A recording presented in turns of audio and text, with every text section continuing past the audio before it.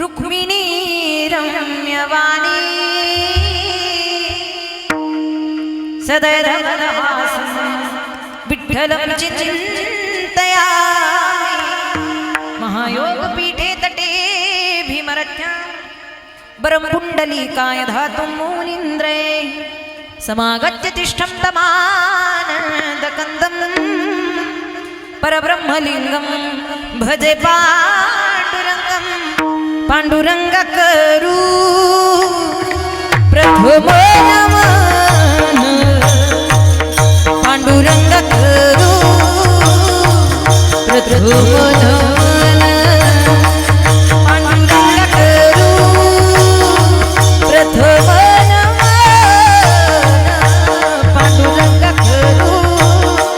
प्रथमो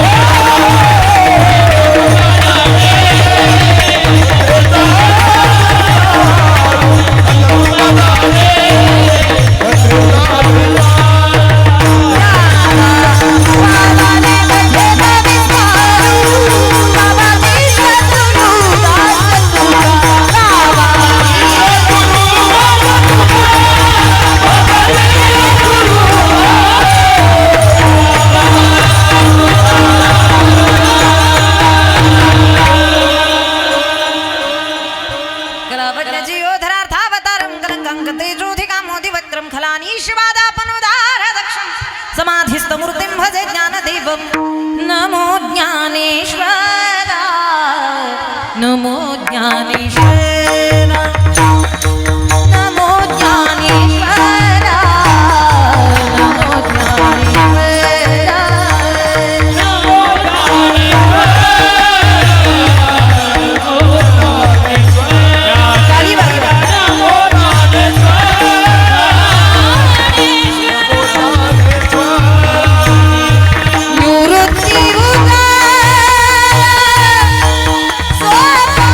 देवा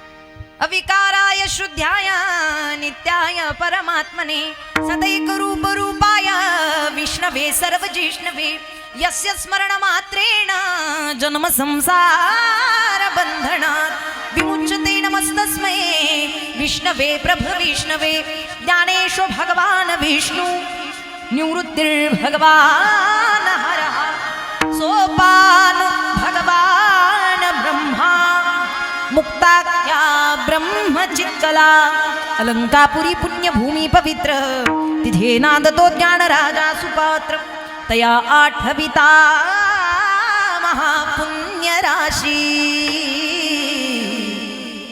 नमस्कार वाधा श्री सद्गुरु संत ज्ञानेश्वराला नमो सद्गुरु तुकया ज्ञान दीपा नमो सद्गुरु सच्चिदानंद रूपा नमो सद्गुरु भक्त कल्याण मूर्ती नमो सद्गुरु भास्करा पूर्ण कीर्ती जयांचे केली स्मरण होय सकळ विद्येचे अधिकरण तेची वंदू श्री चरण श्री गुरूंचे ते नमस्कारोनी आता मस्तक हे पाया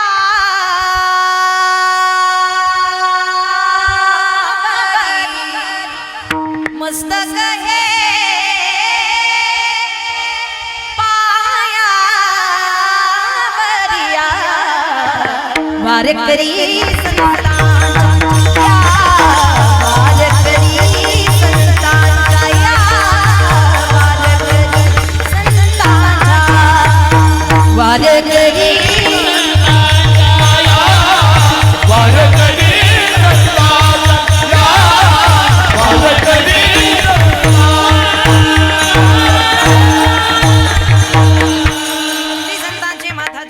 साष्टांग हे करी दंडवत कैलाश राना शिवचंद्र मौळी फणींद्र माथा मुकटी झळा कारुण्य सिंधू भव दुःखहारी तुझ वीन शंभो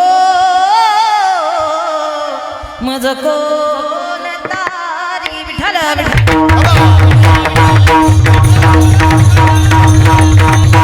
घेईन मी जन्म याच्यासाठी देवा तुझी चरण सेवा साधावया हरिनाम कीर्तन संतांचे पूजन घालू लोटांगण महाद्वारी आनंदे निर्भरा सो भलते ठाई सुख दुःख नाही चढाम्हा हरिनाम कीर्तन संतांचे पूजन घालू लोटांगण महाद्वारी अनेक सायास न करणी धरी आस होईन उदास सर्व भावी हरिनाम कीर्तन संतांचे पूजन घालू लोटांगण महाद्वारी मोक्ष आम्हा घरी कामारी ते दासी मोक्ष ते दासी होय सांगो ऐसी तुका म्हणे हरिनाम कीर्तन संतांचे पूजन घालू लोटांगण महाद्वारी विठ्ठल विठ्ठल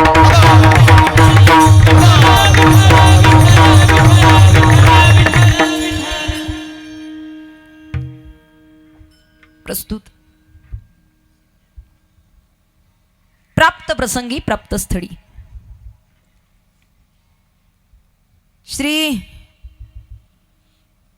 कीर्तन रूपी सेवेकरिता निवडलेला घेतलेला अभंग महाराष्ट्र भूषण पंचमवेद निर्माते तुम्हा आम्हा साधकांचे मायबाप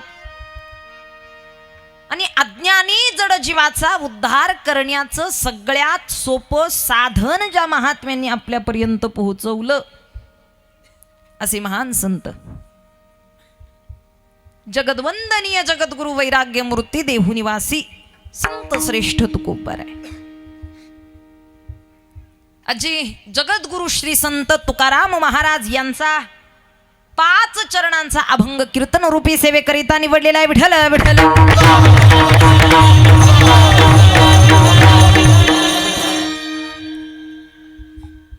आणि या अभंगाच्या माध्यमातून जगद्गुरु श्री संत तुकाराम महाराज, तसा हा स्थितीपर अभंग आहे,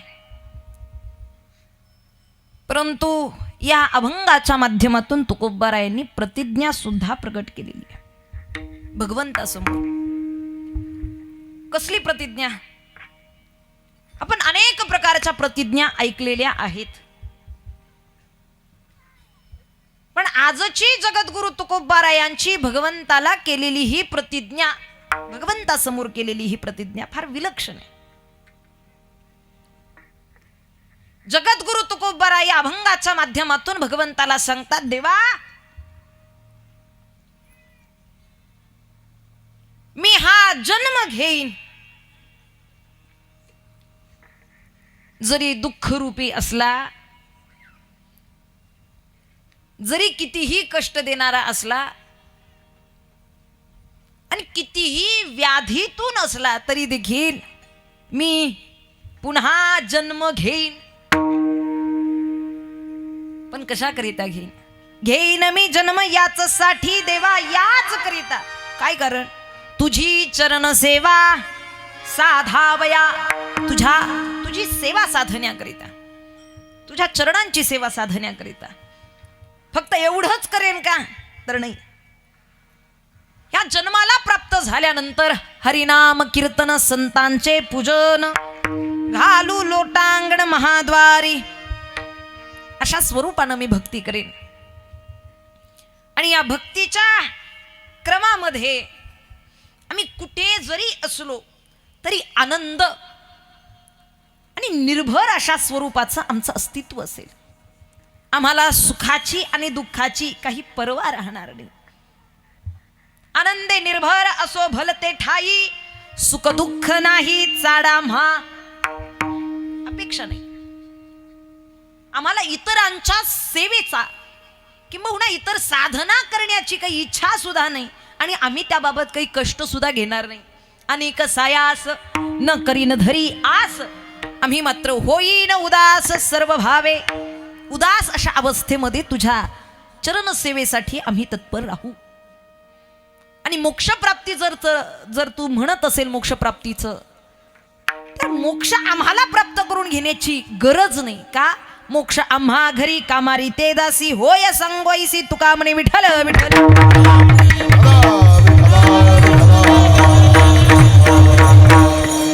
रामकृष्ण हरी.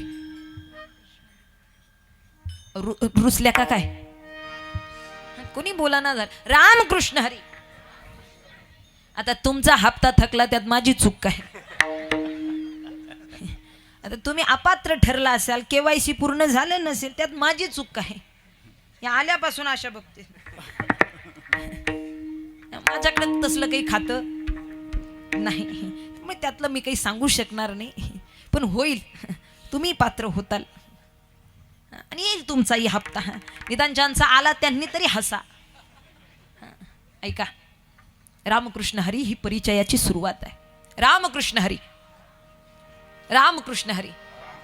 नाही, तुमचा काही विषय नाही. आपले 2000 फिक्स. ऐका, त्यानं काय केलं?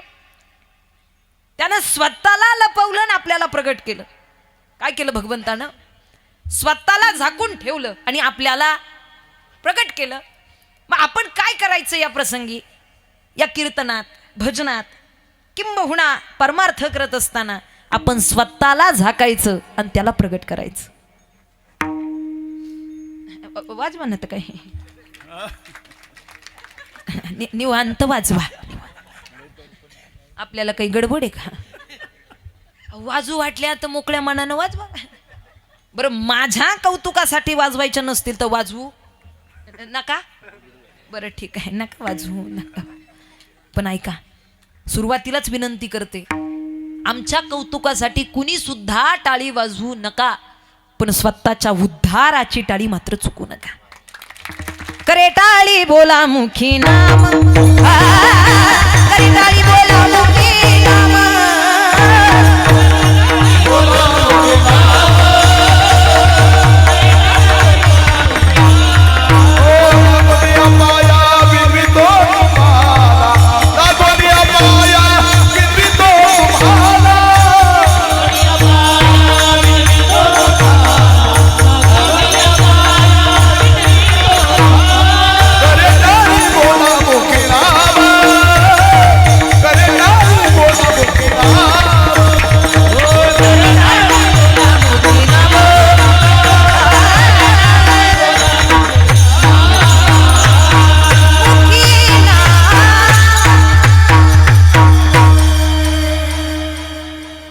किमान स्वतःच्या उद्धाराची टाळी चुकू नका, कारण बाकीच्या ठिकाणी वाजवलेल्या टाळ्यांचं पुण्य शून्य आहे, पण इथे वाजवलेल्या टाळीचं एक एक टाळीचं फार मोठं पुण्य आपल्याला साठवता येणार आहे. त्यामुळे टाळी चुकू नका. ऐका, गोड अशा पद्धतीचं आयोजन आपण सर्वांनी केलं आणि भगवत प्राप्तीकरिता सुरू असलेली ही साधना, आजची 3ऱ्या दिवसाची कीर्तनरूपी सेवा, आजच्या सेवेचे सौजन्य श्री दत्तू दगडू चौधरी, श्री शिवाजी लक्ष्मण लोणे. एकदा जोरदार टाळी वाजवा सौजन्यदात्याकरिता. आणि आजच्या दिवसाचं अन्नदान संत भोजन ज्यांचं होतं, श्री राजाभाऊ राधाकृष्ण अनवट माजी सरपंच आणि तसेच श्री संपत भाऊराव अनवट, गोड अशा पद्धतीचं अन्नदानही झालं. एकदा जोरदार टाळी वाजवा अन्नदाते आणि सौजन्यदाते यांच्याकरिता. समाजात अनेक लोकांजवळ पद आणि पैसा आहे, सगळ्यांचंच पद आणि सगळ्यांचा पैसा या धार्मिक कार्याला लागत नाही, समजून जा. लक्षात ठेवा, आपलं धन आणि आपलं पद या धर्मकार्यासाठी लागावं अशी काहींची भावना असून सुद्धा त्यांचं धन आणि पद इथे लागत नाही. आणि काही काही जण पावती फाडायला लागेल म्हणून गाव सोडून जातात. माझा भाग सांगण्याचा लक्षात ठेवा, आपण कमवलेलं धन किंबहुना आपल्या जीवनातील थोडासा धनाचा वाटा धर्मकार्यासाठी जावा, आपण काहीतरी सप्ताहाच्या माध्यमातून दान धर्म करावा, हा भाव अंतःकरणात येणं, यालाच भगवंताची कृपा म्हणतात. तुम्ही जर विचारत असाल ना की भगवंतानं आमच्यावरती काय कृपा केली, अरे आपल्या मनात हा सेवा भाव निर्माण झाला, हीच तारकेश्वराची कृपा आहे. याच्यापेक्षा वेगळी कृपा काय सांगितली पाहिजे? हीच तर कृपा आहे. नाही तर जन्म जातो काहींचा, 1 रुपया म्हणून त्यांच्या हातातून सुटत नाही. कंजूसपणाचं जीवन आपण म्हणतो ना. अहो, जगाला देणं सोडा, देवाला देणं सोडा, पण निदान स्वतःच्या पोटाला तरी माणसानं नीट खावं. प्रारब्धेची जोडे धन प्रारब्धेची वाढे मान. दिलं असेल प्रारब्धानं भगवंतानं भरपूर काही चांगलं, तर माणसानं स्वतः तरी नीटनाटकं राहून नीटनाटकं खाल्लं पाहिजे. पण ते स्वतःच्याही पोटाला नीट खात नाही, पावती काय फाडायचं. म्हणून समजून जा, दातृत्व मनात येणं ही भगवंताची कृपा आहे. विठ्ठल विठ्ठल.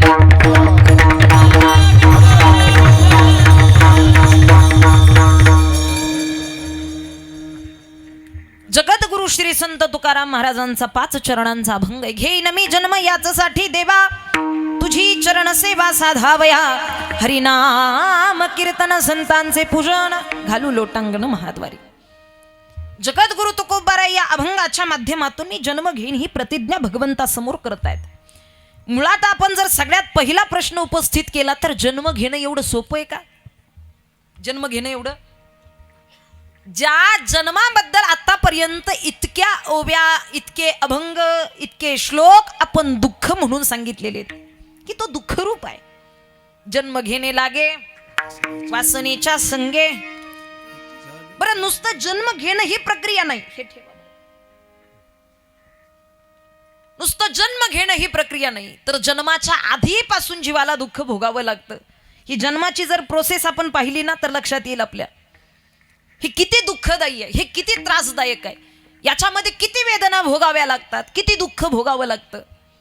म्हणजे जन्माच्या आधीपासूनचं दुःख आपण जर पाहिलं, अगदी गर्भात वाढत असतानाचं सुद्धा दुःख आपल्याला माहिती आहे. जरी त्याचा विसर पडला असला तरी ज्ञानोबारायांनी संतांनी आपल्याला सांगून ठेवलेलं आहे. आपण ते दुःख भोगलेलं आहे, पण सध्या आपल्याला ते आठवत काय होतं, विसर पडलेला आहे आपल्याला त्या दुःखाचा, गर्भवासाच्या, जन्माच्या, बालपणीच्या दुःखाचा. काय झाला, विसर पडला. एखाद्याला जर गुडघ्याला पायाला एखादी जखम झाली, ठेच लागली, कालांतरानं ती बरी झाली. जेव्हा ठेच लागली, जेव्हा पायाला जखम झाली, तेव्हा फार वेदना त्यानं सहन केल्या, फार दुःख सहन केलं. पण कालांतरानं मात्र ती बरी झाल्यानंतर आपण जर त्याला विचारलं का हो काही वर्षांपूर्वी तुमच्या पायाला जखम झाली होती? हो म्हणले झाली होती. फार त्रास झाला असेल? हो भरपूर त्रास झाला. कसा होता बरं तो त्रास सांगा? तो म्हणेल अहो झालं गेलं, आता त्याचं निशाण सुद्धा मिटून गेलं, जखमही पूर्ण झाली, बरी झाली, आता नाही सांगता येणार ते दुःख कसं होतं. पण तेव्हा मात्र ते दुःख भोगलं. तसं गर्भवासाचं दुःख आता जरी आपल्याला सांगता येत नसलं तरी गर्भवासात आपण दुःख काय सांगू गर्भेची यातना मद भोगीता नारायण मांस मळ मूत्र तुझं क्षणोक्षणा ध्यातसे तुझं क्षणोक्षणा एक वेळा करी या दुःखात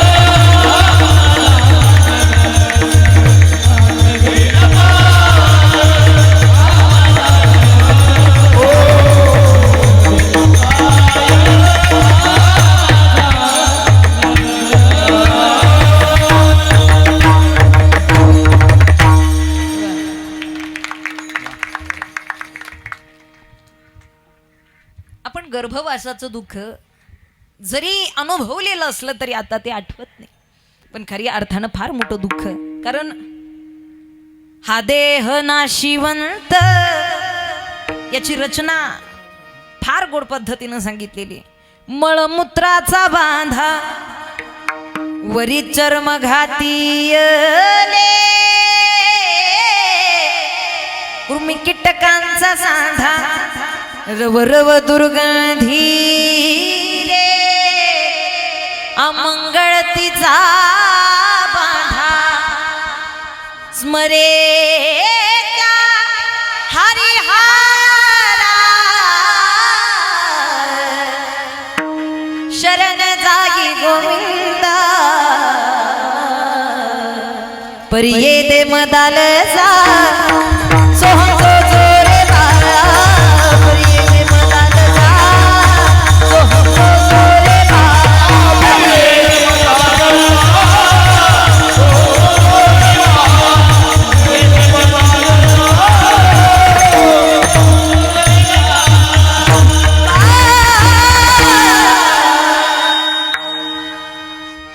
खरी अर्थानं मांसमळ इथं सगळं काही हे गोळा झालेले गर्भवासाचं दुःख कमी ते जन्माचं दुःख आहे का? अहो जन्माचंही दुःख तितकंच फार मोठं आहे. बरं जन्माचं दुःख थोडं ते जन्माला आल्यानंतर दुःख कमी आहे का? जन्माला आल्यानंतर तर आयुष्यभर दुःख. अहो जन्माला येताना दुःख, जन्माला आल्यानंतरही फार मोठं दुःख. म्हणजे आयुष्यभर दुःखामध्ये आपल्याला जगावंच लागतं ना. जगी ऐसा सुखी कोणी आहे. बरं अपेक्षा सुखाची आहे पण प्राप्त तर दुःख आहे ना. आपण हे जे भोग आपल्याला सांगितलेले ते दुःख रूपाचेच भोग आहेत आणि म्हणून आपल्याला ते भोगावेच लागतात. ऐका, जन्माला आल्यानंतर जर बाळ रडलं नाही तर डॉक्टर काय करतात? मारतात त्याला. काय करतात? मारतात. उलट लटकवतात, असं उलट धरतात आणि जोरात पाठीवरती झोडपतात आणि मग ते रडायला सुरुवात करतं. म्हणजे तेव्हा झोडपणं जे सुरू होतं ते मरेपर्यंत झोडपतच जातं. बघा टप्प्याटप्प्यानं ते टप्प्याटप्प्यानं मार खातं, टप्प्याटप्प्यानं झोडपावं लागतं. डॉक्टरांनी पहिलं झोडपलं लहानपणी, शाळेत गेला नाही म्हणून आईबापानं झोडपलं, शाळेत गेला नीट शिकला नाही म्हणून गुरुजीनं झोडपलं, पुढे व्यवस्थित साला सेटल झाला, लग्न झालं, पण तारुण्य अवस्थेतही झोडपणारी सध्या जरा मुश्किल आहे. हे म्हणतील झोडपू द्या, झोडपलं तर पण मिळाली पाहिजे. आम्ही मार खायला तयार आहे पण चला तिथेही झोडपून घ्यावंच लागतं. प्रपंचातही झोडपावं लागते, तारुण्यावस्थेतही झोडपते. म्हातारपणात पोरांचं ऐकलं नाही तर मुलं झोडपतात. आणि एकदा मृत्यू झाला की मृत्यूच्या क्षणी यमदूत झोडपतात. आयुष्यभर आपल्याला ते भोगावं लागतं. आणि असा दुःखरूपी जन्म, एवढ्या टप्प्याटप्प्यानं आपल्याला दुःख आहे. टप्प्याटप्प्यानं इथं कुणाला सुख हवंय? कुणाला सुख हवंय? महिला मंडळ मागच्या बचत गटातल्या इकडे लक्ष द्या की कुणाला सुख हवंय? वा वा वा, इथे सगळेच सर्व सुखायले आलो झाली की काय? कुणाला सुख हवंय? बोला ना तुम्ही. सर्वांना सुखाची अपेक्षा आहे. बरं किती दिवस सुख हवंय? म्हणजे सप्ताह होईपर्यंत, सप्त्यानंतर दुःख मिळालं तर नाही चालणार. बरं महिनाभर नको. बरं ठीक आहे, मग पुढचे 2 महिने चालेल का? नाही. मग अजून किती? 6 महिने नाही. बरं वर्षभर नाही. मग किती दिवस तुम्हाला सुख हवंय? आयुष्यभर. बरं आयुष्यभर. बरं दुःख किती हवंय? दुःख कधी हवंय? सप्ताह संपेपर्यंत? महिनाभर? सकाळचं सुख मिळालं रात्री दुःख मिळालं चालेल? कसं चालेल? सुख आयुष्यभर हवंय आणि दुःख आयुष्यभर नको. आणि मुळात परमार्थ याच करीत आहे आत्यंतिक सुखाची प्राप्ती आणि आत्यंतिक दुःखाची निवृत्ती. याच्याकरिताच परमार्थ आहे. विठ्ठल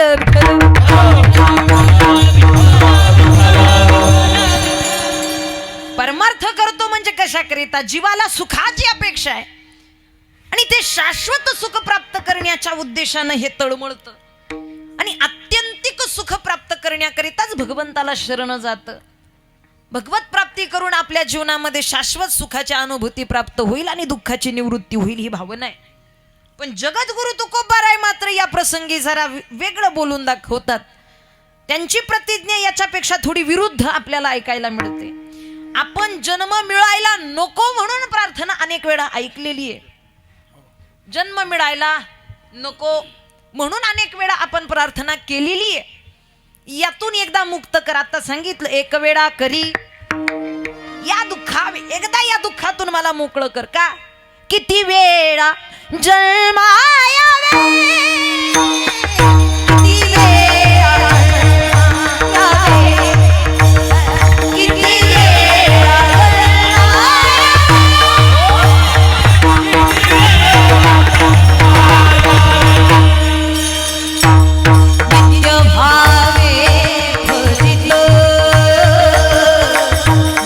भावे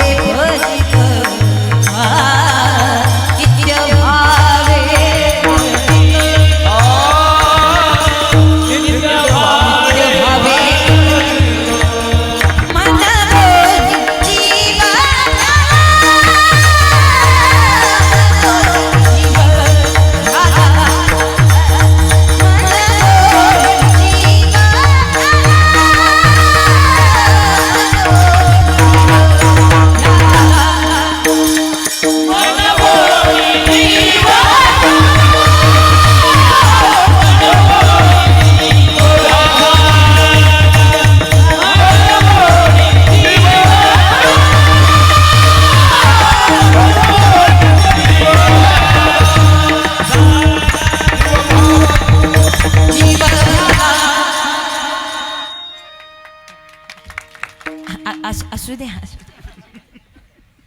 आता हे त्यांना कळते ज्यांना स्वर कळतोय, ज्यांना ताल कळतोय. ज्यांना स्वरही कळेना तालही कळेना ते उगा आशेपात राहते. नेमकं चाललंय काय.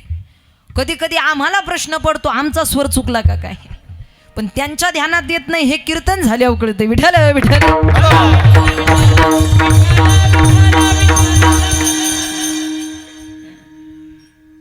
इथे बसल्यानंतर थोडा स्वरही कळावा, थोडा तालही कळावा. दोन्ही कळत नाही. ते आम्हाला म्हणते काय इवळते आता कळत नाही त्याला करणार काय. असंच एका कीर्तनामध्ये कीर्तन झालं. एका बाईनं शेजारणीला विचारलं कसं झालं रात्रीच्या बायाचं कीर्तन. बायाचं ती म्हणली काय नुसतीच इवळत होती. आता ज्यांना स्वर नाही ताल नाही कळणार त्यांच्यासाठी हे इवळणच. तुम्ही किती चांगल्या रागात गाते रागातच पाहते, कारण ते सुरातले नाही ते असुरातले राहते. काय नुसती इवळत होती. म्हटली बरी तर गात होती, तुला एवढा त्रास कशाला. नाही म्हटली माझा नेमका डुकला लागायचा टाईम आणि तिचा हा असा सूर धरायचा. काय करणार. पण झाला झोपेचा तरी आनंद सप्त्यापेक्षा आनंद आहे. इकडे लक्ष द्या. किती वेळा जन्मा यावे नित्य भावे भजित. किती जन्माला यायचं, किती वेळा जन्मा यायचं आणि किती वेळा भजित व्हायचं. जेव्हा जेव्हा जन्माला यायचं तेव्हा तेव्हा भजित व्हायचं, कारण हे दुःख काही संपत. पुनरपी जननम पुनरपी मरणम पुनरपी जननी जठरे शयनम. आम्हाला भगवत परमात्म्याची प्राप्ती या जन्मातून दुःखाची निवृत्ती करण्याकरिता हवी आहे. आपण लौकिक सुखाच्या पाठीमागे धावत भगवंताला प्राप्त करण्याची आशा धरतो. संतांची विचारधारणा मात्र आपल्यापेक्षा जरा भिन्न आहे, जरा वेगळी आहे. खाली घेतला मोबाईल तरी चालेल. आपल्यापेक्षा जरा वेगळी आहे, कारण तुम्ही आम्ही जीवनामध्ये दुःखाची निवृत्ती करून आणि सुखाची प्राप्ती करून घेण्याकरिताच्या माध्यमातून प्रयत्न करतो, कारण आपला देह तादात्म्याशी संबंध आहे. पण संत मात्र देह तादात्म्याशी संबंध न ठेवता इथपर्यंत प्राप्त झालेली अवस्था ही परिपूर्ण ब्रह्मतत्वालाच प्राप्त करून आलेले आहेत. आपल्या ध्यानात येईल जगद्गुरु तुकोबाराय भगवंताकडे मी जन्म घेईन ही प्रतिज्ञा करतात. ही आपल्याला साधारण सोपी वाटण्यासारखी नाही, कारण दुःखरूप असणारा हा जन्म जन्मापासून जन्माला आल्यापासून मरेपर्यंतच्या क्षणापर्यंत आपल्याला प्रत्येक वळणावरती दुःख भोगावं लागतं. मग एवढं दुःख असताना देखील तुकोबाराय का ही प्रतिज्ञा करतात, कारण संतांची विचारधारा तुमची विचारधारा आमची विचारधारा ही भिन्न आहे. संत हे तुमच्या आमच्या सारखं सामान्यत्वाचं जीवन कधी जगत नाही. संत हे तुमच्या आमच्या सारखं सामान्य जीवन, कारण संत कधी तुमच्या आमच्या सारखे नव्हतेच. संत नवती जगा सारिखे संत नवती जगा मानसाच्या सारिखे.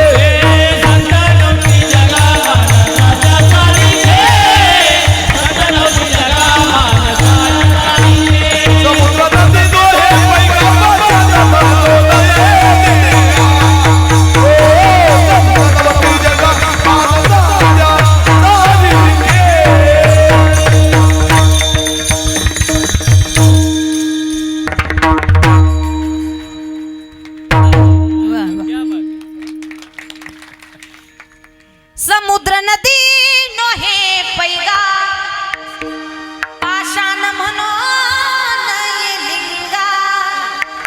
संत नवती जगा मानसाच्या सारिखे. दिसत जरी सामान्य असले तरी संतांचं अस्तित्व हे सामान्य नाही. आणि म्हणून जे गर्भवासाचं दुःख तुम्हा आम्हाला भोगावं लागतं. हे पहा दुःख तीन प्रकारची आहेत. एक पापातून निर्माण झालेलं दुःख आहे, एक प्रारब्धातून निर्माण झालेलं दुःख आहे, आणि एक गर्भवासाचं दुःख आहे. यातलं पापातून निर्माण झालेलं दुःख आपल्याला चुकवता येतं. कसं? पुण्यकर्म करून आपल्याला ते पापातलं दुःख कमी करता येतं. प्रारब्धाचं दुःख सुद्धा आपल्याला चुकवता येतं, पण गर्भवासाचं दुःख मात्र आपल्याला चुकवता येत नाही. आपल्या जीवनामध्ये हे संतांशिवाय चुकू शकत नाही. संतच एकमेव आहेत की ज्यांना गर्भवासाचं दुःख, गर्भवासी दुःख नाही येता जाता. हृदयी आसता आनाम तुझे हृदयी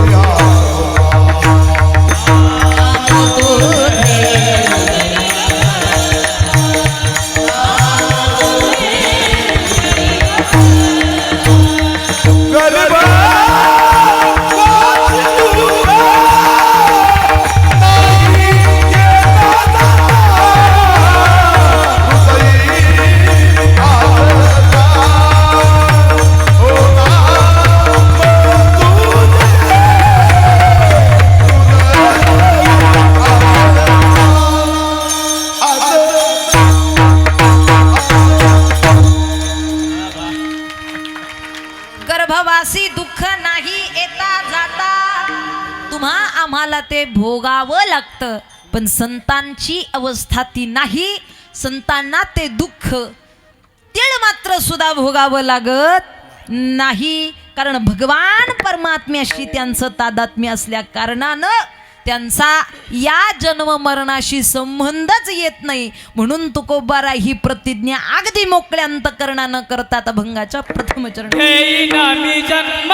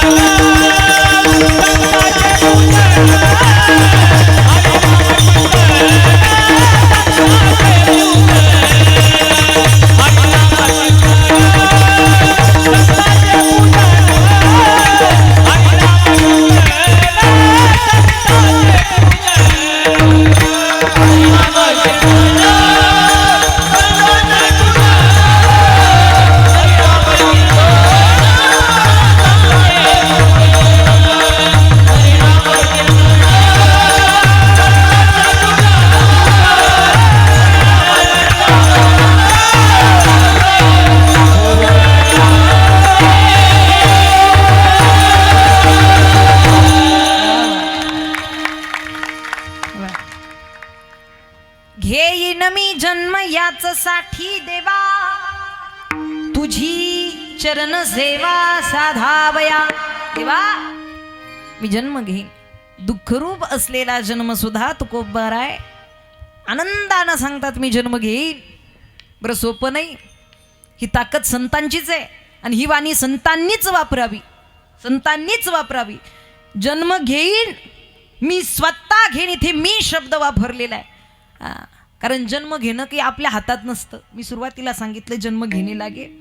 जन्म हे आपल्या हातामध्ये नाही. बरं, जन्माला येणंही आपल्या हातात नाही आणि मरणही, मृत्यूही आपल्या हातात नाही आणि जन्मही आपल्या हातात नाही. हे तुमच्या आमच्या करिता. पण संतांची अवस्था अशी नाही. संत हे स्वतःच्या अधिकारानं जन्माला येतात, स्वतःच्या इच्छेनं जन्माला येतात. कारण ते जन्माला नाही, जन्म म्हणणं चुकीचं आहे. इथे अवतार धारण करून येतात. कारण आपल्याला सगळ्यांना माहिती आहे तुमचा आमचा उद्धार व्हावा हा त्याच्या पाठीमागचा संतांचा उद्धराया जन जडली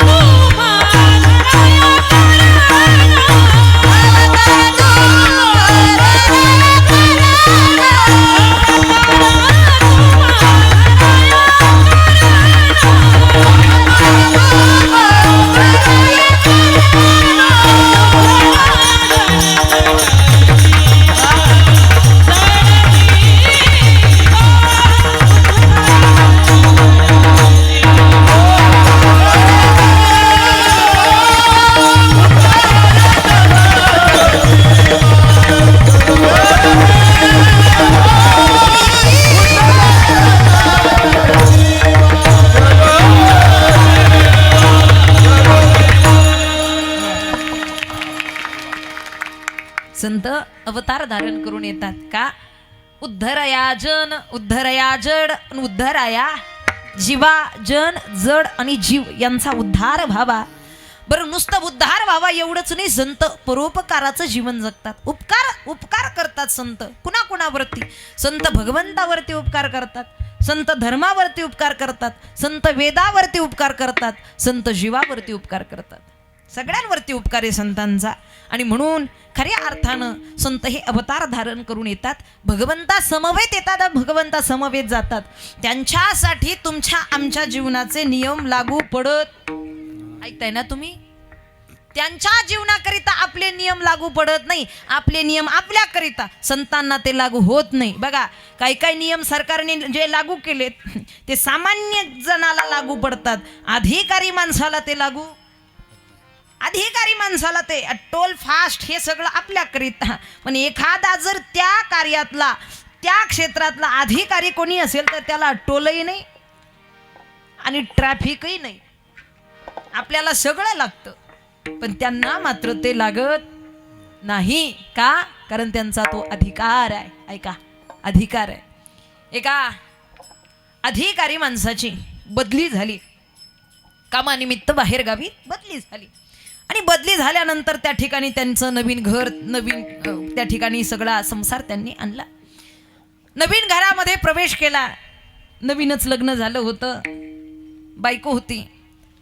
आणि मग घरामध्ये काहीतरी साहित्य, किराणा, भाजीपाला आणावा म्हणून बायको बाहेर गेली. आणि बाजारात गेल्यानंतर बायको त्या ठिकाणी खरेदी करत होती. आणि तेवढ्या वेळात या अधिकारी माणसानं आपल्या घराची नावाची प्लेट त्या ठिकाणी लिहिण्याचा विचार केला. आणि त्यांनी त्या ठिकाणी त्या नोकराकडून नावाची प्लेट लावून घेतली. आणि प्लेटच्या खाली एक सूचना दिली, परवानगी शिवाय आत येऊ नये, परवानगी शिवाय आत येऊ नये अशी पाटी त्यानं तिथपर्यंत लिहिली दरवाजावरती. आणि एक अर्धा एक तासानं बाजारातून त्याची बायको आली. आणि आल्यानंतर तिनं लावलेली पाटी वाचली, परवानगी शिवाय आत येऊ नये.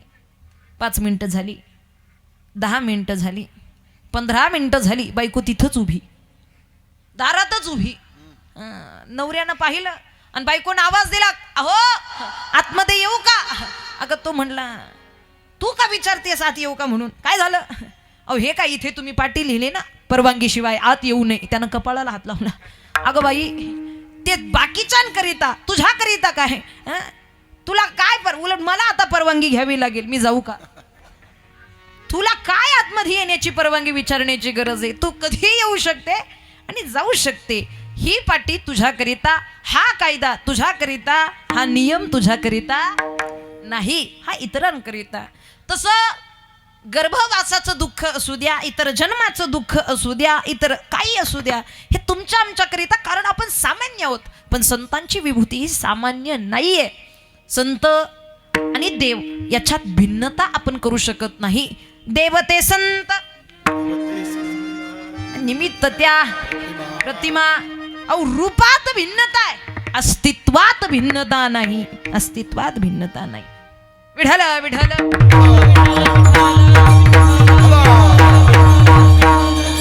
महाविष्णूचा अवतार सखा माझा ज्ञानेश्वर,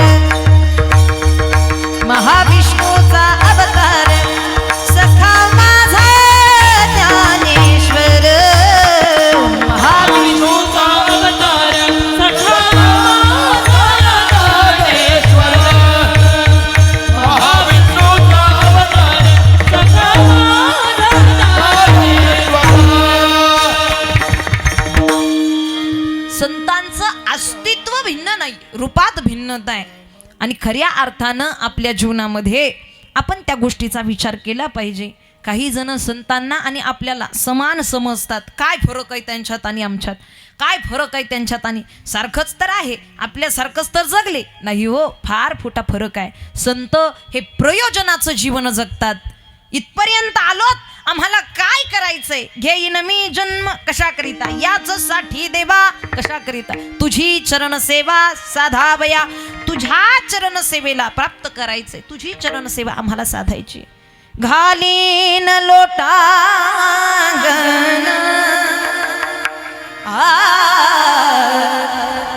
वंदिन चरण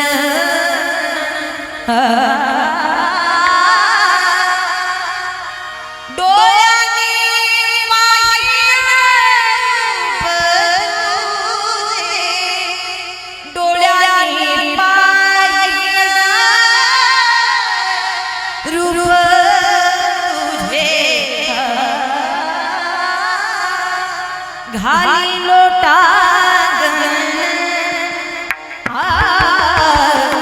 वंदिन चरण, घाली लोटांगण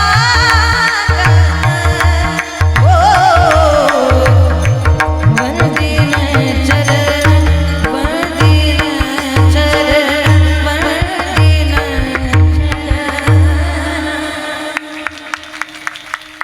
देवा काय करायचंय आम्हाला, तुझी सेवा करायची, तुझ्या सेवेकरिता ही अवस्था प्राप्त झाली, आम्हाला इतराचं काही घेणं. बरं, याच देहाची का संतांनी मागणी केली, इतर योनीमध्ये, इतर जीवामध्ये, अरे कुठे याच घालणार? देही घडे देवाचे भजन, याच देही घडे देवाचे भजन, टाळी वाजवायचे सर्वांना. याच देही घडे देवाचे भजन, याच देही घडे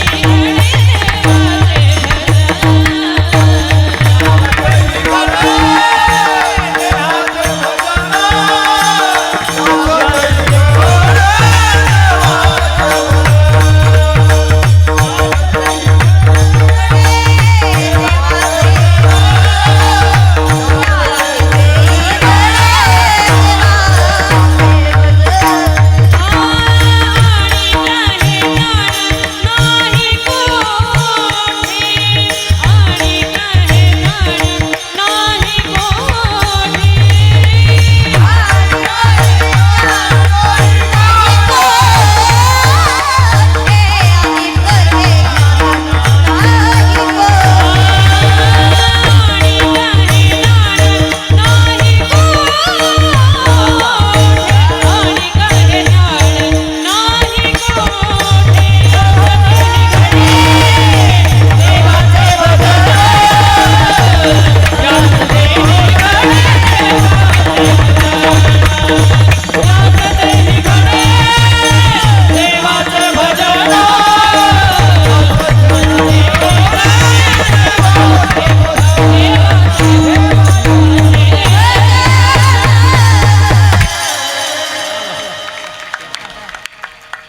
या देहामध्ये आपल्याला भगवान परमात्म्याची सुलभतेनं भक्ती करता येऊ शकते. संत सांगतात देवा घेईन मी जन्म याचसाठी देवा, तुझ्या सेवेकरिता आम्ही जन्म घेऊ. आम्हाला ते दुःख नाही, आम्हाला तो भोग नाही, आम्हाला तुझ्याशी संबंध असल्या कारणानं तुका म्हणे गर्भवासी सुखे घालावे आम्हासी. हे पहा, सुख मिळणार असेल तर दुःख भोगायला कुणी तयार आहे? सुख मिळणार असेल तर, कीर्तन संपल्यानंतर पैठणी मिळणार असेल तर 4 तास का कीर्तन चालेल ना? हलेल का आपण? हलू का आपण? पण आता 15 मिनिटात संपलं नाही तर पटपट पटपट जागा सोडा. बरोबर ना? अहो, सुख मिळणार असेल तर दुःख भोगायला काय हरकत आहे? एक वेडा होता, वेडा दिसल त्याला दगडी मारायचा, दिसल त्याला दगड फेकायचा, दिसेल त्याला. आता वेडाच होता तो, त्याचं काम काय असणार? कोणी दिसला की त्याला रस्त्यानं दगडी फेकायचा. लोक शिव्या द्यायची, बोलायची, ओरडायची, सांगायची, समजावायची, पण वेडाच तो. एक दिवशी असाच रस्त्यानं चालता चालता एका अनोळखी माणसाच्या पाठीमध्ये त्यानं दगड नाही, सोन्याची वीट, दगड नव्हता तो, चुकून कोणाच्या तरी बॅगेतून, बँकेच्या गाडीतून सोन्याची वीट पडली. सांगायला काय जाते? सोन्याची वीट, सोन्याची. आता वेडा होता, त्याला समजलं नाही. त्यानं तो दगड म्हणून ती सोन्याची वीट घेतली आणि फेकली पुढच्याच्या पाठीवर, आणि जोरात जाऊन त्याच्या पाठीला लागली. वा वा वा, अशीच लागली असेल, अंदाज घ्या. आणि लागल्याबरोबर त्या ठिकाणी त्यानं मोठ्यानंच आवाज फोडला, देवा देवा देवा, मेलो मेलो. खाली बसला जाग्यावरती, पाठ चोळू लागला, जखम झाली, मोठमोठ्यानं ओरडू लागला, त्याला शिव्या देऊ लागला. आता वेडाच तो, काय करणार? शिव्या दिल्या काय आणि बोललं काय? आणि नंतर त्यानं फार त्रासानं मागे पाहिलं, नेमका कोणता दगड कसा लागला ते तरी बघू. कोणता दगड लागला आपल्याला ते पाहण्याकरिता त्यानं मागे वळून पाहिलं. तो दगड नाही तर सोन्याची वीट त्याला दिसली. आणि जसं सोन्याची वीट दिसली, आता सांगा तो रडला असेल का? शिव्या दिल्या असतील का त्यानं? तो ओरडला असेल का त्या वेड्याला? अरे अजून फेक ना, एकच का, अजून फेक, अजून मार खायला तयार आहे, अजून दगडी खायला तयार आहे. अशी सोन्याची दगडी जर असतील तर का नाही खाणार? तुमच्या ध्यानात आलं का? दुःख कधी भोगण्याची तयारी होते? जेव्हा सुखाची अपेक्षा किंवा सुखाची निश्चिती आहे, तेव्हा माणूस दुःखही सहजतेनं स्वीकारू शकतो.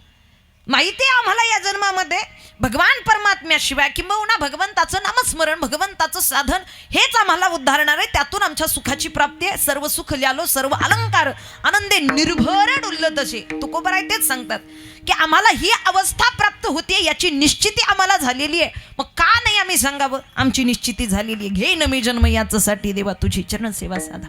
ही प्रतिज्ञा करत असताना नुसती सेवा करेन एवढंच नाही, तर आणखीनही सेवा तुकोबारायांनी सांगितल्या. आणखीन तुकोबारायांनी सेवा सांगितल्या अभंगाच्या 2ऱ्या चरणात. हरिनाम कीर्तन संतांचे पुराण, हरिनाम कीर्तन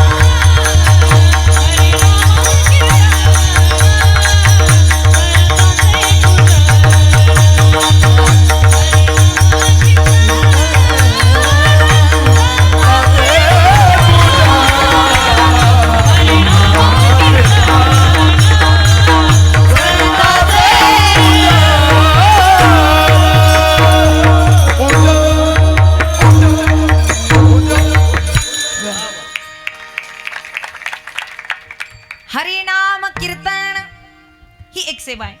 संतांचे पूजन ही एक सेवा आहे. घालू लोटांगण ही एक सेवा आहे. महाद्वारी आपण भक्ती ऐकलेली आहे. नवविधा भक्ती श्रवणम कीर्तनम विष्णू स्मरणम पादसेवनम अर्चनम वंदनम दास्यम साख्यम आत्मनिवेदनम. आपण या जीवनामध्ये कोणत्याही प्रकारची भक्ती करू शकतो.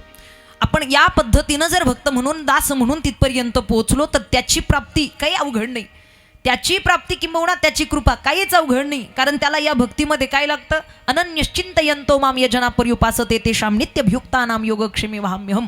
तुम्ही कोणत्याही प्रकारची भक्ती कोणत्याही प्रकारची सेवा निवडा, पण ती सेवा करत असताना अंतःकरणामध्ये दृढभाव ठेवा. हरी कीर्तन करायचंय करा, काही हरकत नाही. नामकीर्तन करायचंय करा, काही हरकत नाही. पण नाम संकीर्तन करत असताना इतका दृढभाव ठेवा की तिथे तो आणि आपण वेगळा राहिलो नाही पाहिजे. आपण त्याच्या भक्तीची त्याच्या प्राप्तीची आस एवढी अंतःकरणामध्ये धरली पाहिजे की त्याचं नाव घेता घेता डोळे भरून आले पाहिजे. जगासाठी रडतो, देवासाठी कधी रडणार? आतापर्यंत प्रपंचासाठी रडलो आपण. ऐका शिवरंजन, प्रपंचासाठी भरपूर रडलो. पण विनंती आहे माझी, या जन्मात एकदा तरी भगवंताचं नाव घेताना डोळ्यात पाणी आलं पाहिजे. एकदा तरी भगवंताचं गुण गाताना डोळ्यात पाणी आलं पाहिजे. दिवसाचे 10 वेळा मंदिरात जातो, दिवसाचे 10 वेळा तारकेश्वर भगवंताला पाहतो, स्वानंद सुखनिवासी सद्गुरू यादव बाबांना पाहतो. पण खऱ्या अर्थानं ज्या दिवशी त्यांना पाहिल्यानंतर आपले डोळे भरून येतील तेच दर्शन, तोच दिवस खरा, तीच भक्ती खरी. भाव निर्माण झाला पाहिजे हो अंतःकरणात त्या सेवेचा. इतका निश्चळ भाव निर्माण झाला पाहिजे, इतकं प्रेम अंतःकरणामध्ये साठलं पाहिजे की जगाच्या इतर प्राप्तीच्या अपेक्षा नाही राहिली पाहिजे. की माझ्या भक्तीला कुणीतरी कौतुक करावं, गरज काय कोणाची? माझं कुणीतरी कौतुक करावं, गरजच नाही कोणाची. का? कारण माझं कौतुक करायला माझा भगवान परमात्मा, माझा तारकेश्वर भगवान परमात्मा उभा आहे माझ्या मागे. गरज काय मला कोणाच्या कौतुकाची? जगानं माझा सत्कार करावा, गरज नाही मला. का? कारण भगवंतानं भरपूर काही दिली मला. फक्त त्याच्या प्राप्तीची आस अंतःकरणामध्ये धरा. स्वर द्या. ओवाळा विकाय चरणावरोनी,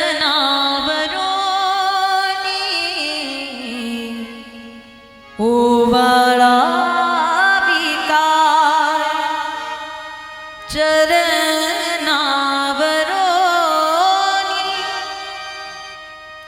केव्हा चक्र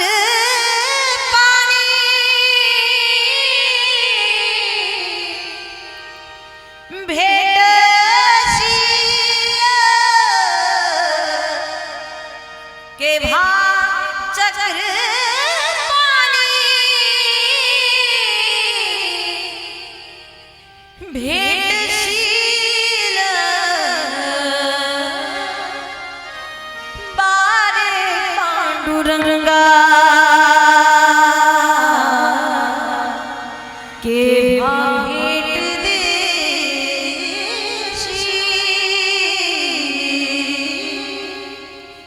बारे पांडुरंगा, केव्हा भेट देशील. झालो मी परदेशी,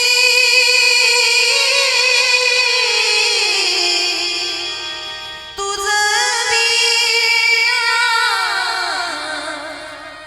झालो मी परदेशी, तुझं विना. बारे पांडुरंगा, केव्हा भेट देशील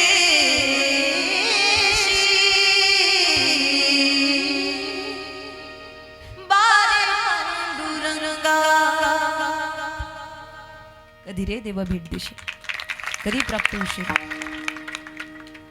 एकदा तुझ्या चरणाचं दर्शन व्हावं, एकदा तुझं स्वरूप पाहावं, एकदा मन भरून जावं रे.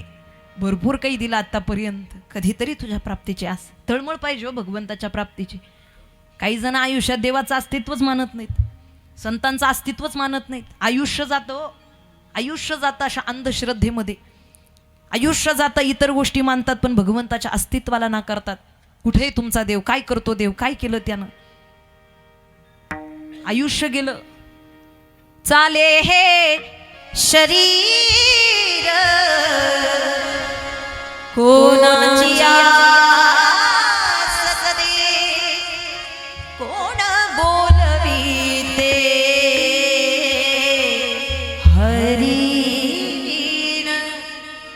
देखवी ऐकवी एक नारायण, देखवी ऐकवी एक नारायण, देखवी ऐकवी एक नारायण, तयाचे भजन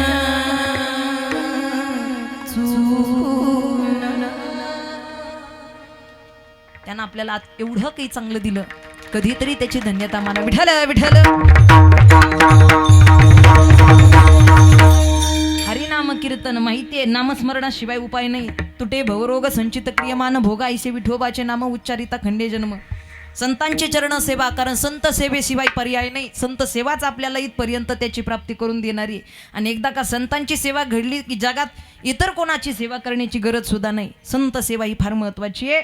आणि निश्चितच घालू लोटांगण महाद्वारी, राऊळातल्या समोरचं प्रमुख जे कमान आहे, आपण त्याला महाद्वार असं म्हणतो. त्या महाद्वारामध्ये संत सांगतात आम्ही लोटांगण घालू, ही सेवा आहे, हा दासभाव आहे अंतकरणात. कारण तुका म्हणे एक धनी विठ्ठल मी सेवक, आम्ही सेवक आहोत ना तुझे, आणि हा आमच्या अंतकरणातला भाव आहे. अशा पद्धतीचा आमचा सेवेचा क्रम असेल. आम्ही या जन्माला इथपर्यंत प्राप्त झाल्यानंतर आम्ही निश्चित ही सेवा प्राप्त करू. देवा, आम्ही कुठेही असू, आम्हाला इतर कोणत्या सुख दुःखाचं घेणं देणं नाही. आनंदे निर्भर असो भलते ठाही, सुख दुःख नाही चाड आम्हा, अपेक्षा नाही आम्हाला इतर सुख दुःखाची किंबहुना इतर गोष्टीची. आम्ही जिथे राहू तिथे आनंदामध्ये, आणि तिथे आम्ही स्वतंत्रतेनं जीवन जगू. एवढंच काय देवा, एवढंच काय, आम्हाला इतर साधनेची इतर भक्तीची सुद्धा गरज नाही, इच्छा नाही, इच्छा नाही. आणि इतर भक्ती घडावी, साधना घडावी, याच्याकरिता आम्ही इतर कष्ट सुद्धा घेणार नाही. अभंगाच्या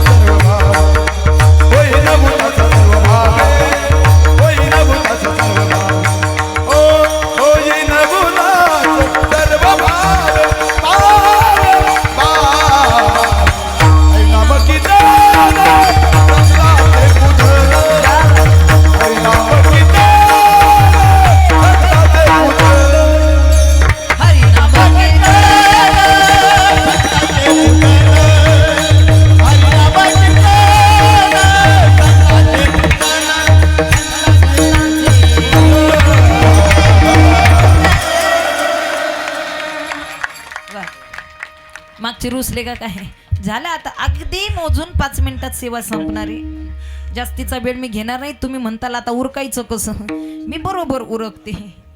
हां, ते आम्हाला घड्याळ पाहण्याची गरज नाही. एकदा तुमचे चेहरे पाठ झाले की मग बाकी आम्हाला घड्याळाची गरज पडत नाही.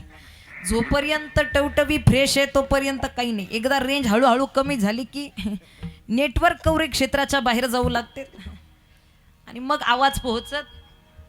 नेटवर्क कव्हरेज क्षेत्राच्या बाहेर गेल्यानंतर आवाज येत नाही क्लिअर. मोबाईलचं सांगते, मोबाईलचं ऐका, इकडे लक्ष द्या.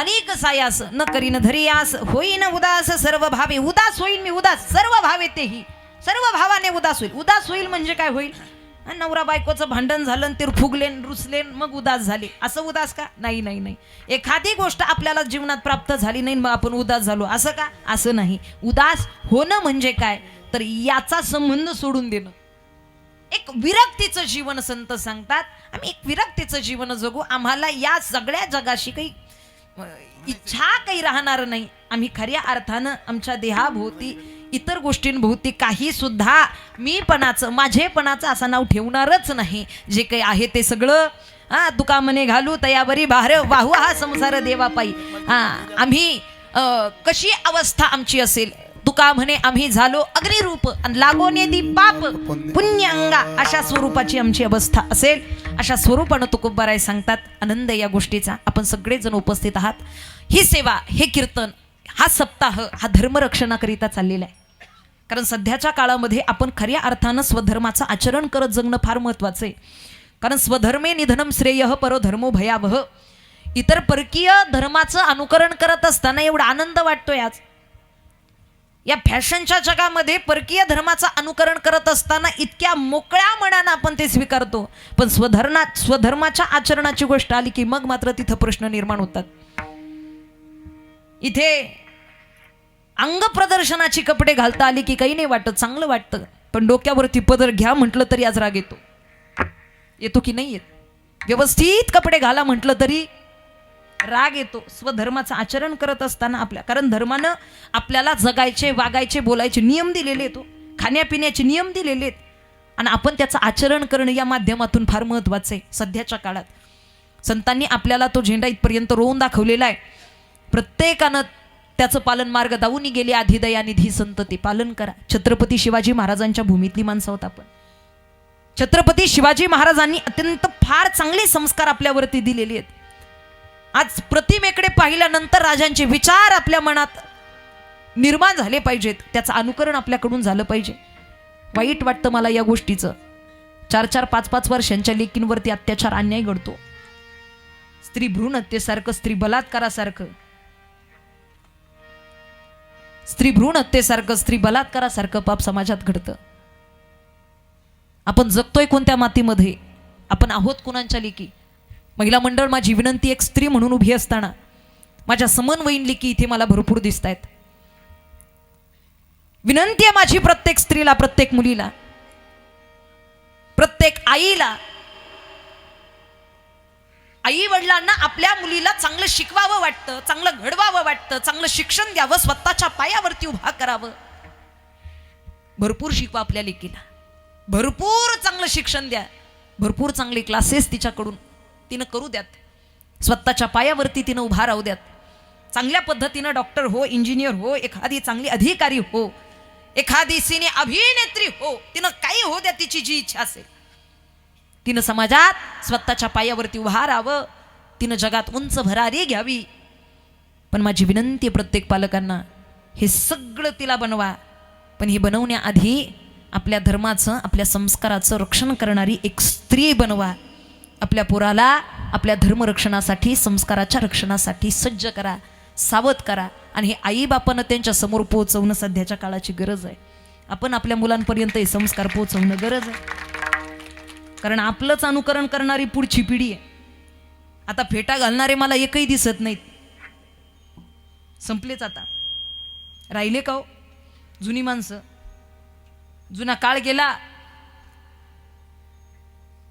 जुनी माणसं गेली आता राहिली थोडीफार मला ही गोष्ट सांगत असताना मनात इतकी खंत वाटते की धोतर आणि लुगडं नेसणारी आता दिसणारी शेवटचीच पिढी आहे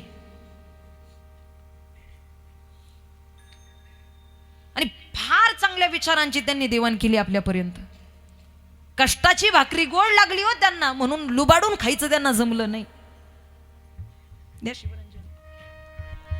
कष्टाची भाकरी गोड लागली कुणाला लुबाडायचं जमलं नाही चेहरा आरशासारखा स्पष्ट होता म्हणून मुखवटा लावायचं जमलं नाही अरे मिळालं त्यात समाधान मानून घेता आलं चतकोर तर चतकोर भाकरी मिळालं त्यात समाधान मानून घेता आलं कष्ट नाकारणं कधी जमलं नाही, कष्ट नाकारणं कधी जमलं नाही. आणि साधं सरळ राहण्यात आनंद वाटायचा म्हणून इतरचे बाहेरचे हावभाव करणं त्यांना कधी जमलं नाही. आज बाहिरंगानं माणूस इतका बदललेला आहे. वेळीत जागी व्हा, वेळेत सावध व्हा. वेळ निघून गेल्यानंतर हातपाय आपटून काही उपयोग होणार नाही. मी म्हणेल ज्या घरात धोतर नेसणारा बाप आणि लुगडं नेसणारी आई आहे ना, समजून जा जगातलं सगळ्यात मोठं श्रीमंत कुटुंब आहे आपलं, सगळ्यात मोठं श्रीमंत.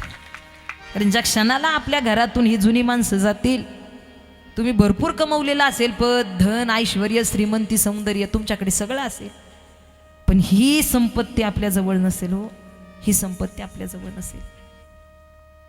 वे निघून जाते आणि पश्चाताप होतो माणसाला.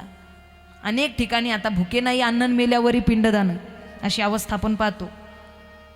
आई बापाचे जिवंतपणी एका शब्दानं कधी पोरगा विचारपूस करत नाही, पण गेल्यानंतर मात्र धूमधडाक्यामध्ये वर्षश्राद्ध, धूमधडाक्यामध्ये 13व्याचा विधी, धूमधडाक्यामध्ये दशक्रिया करा ना करा. पण आहे तोपर्यंत आधी त्यांची सेवा करा. आहे तोपर्यंत. नवरा बायकोचं भांडण झालं बाबा आईवरून, वडील गेले होते पण आई राहिलेली. बायको वैतागली तिच्या सेवेला. किती दिवस सेवा करायची तुमच्या आईची, बस झाला आता.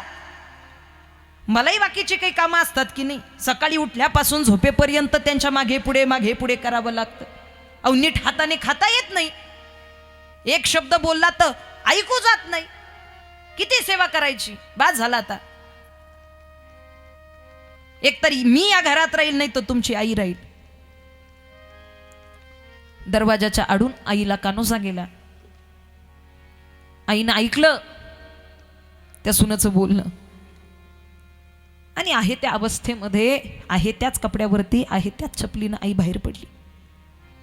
एका तालुक्याच्या ठिकाणी गेली आणि एक फोटो स्टुडिओ दिसला. फोटो स्टुडिओ, त्या स्टुडिओमध्ये गेली. का कुणास ठाऊक आयुष्यात कधी तिनं फोटो काढला नाही, पण आज मात्र तिला फोटो काढण्याची इच्छा झाली. फोटो काढण्यासाठी ती फोटोग्राफरकडे गेली.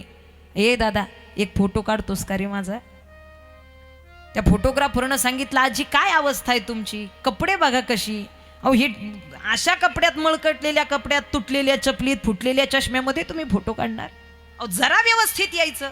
काढ रे दादा, असेल तसा काढ, चांगलं दिसण्यात काही नाही, असेल तसा काढ, कशी असू दे, काढ काढ.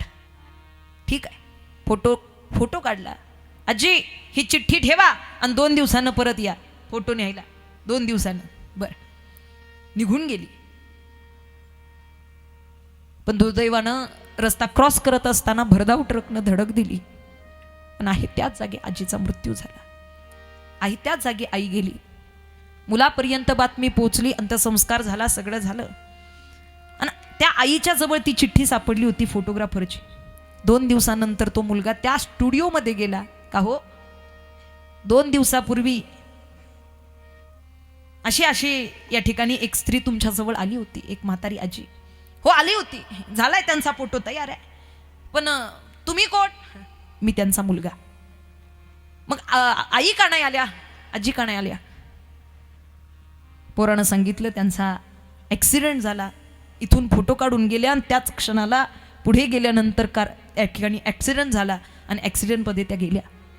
उद्या त्यांचा दशक्रिया आहे आणि म्हणून दशक्रियेसाठी मला फोटो लागतोय. ऐका, कुठे त्यांचा फोटो द्या पटकन, मला उशीर झालाय. फोटोग्राफरनं फोटो काढला आणि त्या पोराच्या हातात दिला. फोटो फ्रेमवरचा कागद पोरानं फाडला आणि आतमध्ये आईचा फोटो पाहिला. तळपायाची आग मस्तकाला गेली. फोटोग्राफरला बोलावलं. अरे दुकान आहे की काय तुझं? या मशनीज आहेत, हा कॅमेरा आहे की काय तुझा? एवढा मोठा फोटो स्टुडिओ तू दुकान खोललंस आणि साधा एक फोटो तुला नीट काढता येत नाही. अहो झालं काय, झालं काय? अरे कपडे बघ किती मळलेले आहेत, ती साडी बघ अंगावरची किती विचित्र दिसते. जरा तिचा रंग नाही तुला बदलता आला, जरा तिला निर्मळ नाही करता आली. अरे चष्म्याची ग्लास फुटलेली आहे, जरा व्यवस्थित नाही तुला बसवता आलं. अरे पायातली चप्पल अंगठा तुटलेली आहे, ती तरी निदान ब्लर करायची होती. अरे चेहरा किती सुरकुतलेला आहे, चेहरा किती मळकटलेला आहे, अरे त्याला तरी थोडाफार काहीतरी क्लिअर करायचं होतं. तुझ्याकडे आहे ना ती टेक्निक, कॅमेऱ्यानं तू करू शकतोस ना ते सगळं. कसा फोटो काढला असा फोटो मी उद्या लावू का त्या दशक्रिया विधीमध्ये? अरे मोठमोठे माझे ओळखीचे मित्र पाहुणे येणार आहेत, अधिकारी माणसं येणार आहेत, आणि त्यांच्या समोर असा फोटो लावू माझ्या आईचा? अरे माझं स्टेटस काय तुला माहित नाही का समाजात? कोण म्हणला? पोरगा. फोटोग्राफरनं त्या पोराच्या खांद्यावरती हात ठेवला आणि सांगितलं, दादा आज जे काही तुम्ही मला बोलून दाखवलं हेच जर आई जिवंत असताना तुमच्या ध्यानात आलं असतं तर आज फोटोच काय, ती आई तुमच्या समोर सुंदर असती हो. ही साडी मळकटली ही तुम्हाला त्या जिवंतपणी कळालं असतं. तिचा चष्मा फुटलेला आहे जिवंतपणी कळालं असतं. तिची चप्पल तुटलेली आहे जिवंतपणी कळालं असतं. तिचा चेहरा थकलेला आहे जिवंतपणी कळालं असतं. आणि तिची सेवा केली असती तर आज या फोटोमध्ये नाही तर समोर तुम्हाला आई तुमची सुंदर पाहायला मिळाली असती. गेल्यानंतर सगळ्यांनाच कळतं, होश आता है मनुष्य को उम्र ढल जाने के बाद, वक्त की कीमत समझता वक्त के जाने के बाद, होश आता है मनुष्य को उम्र ढल जाने के बाद, जब बदलने का समय था तब तो तू बदला नहीं, अब जो बदला क्या हुआ, अब जो बदला क्या हुआ, सब कुछ बदल जाने के बाद, होश आता है मनुष्य को उम्र ढल जाने के बाद, उम्र ढल जाने के बाद. एकदा वेळ आयुष्य काळ संपून गेला निघून गेला की माणसाला जाणीव होते. पण आता सावध व्हा, जागे व्हा, लवकरात लवकर हाताने टाळी, मुखाने भजन विठोबा रखुमाई.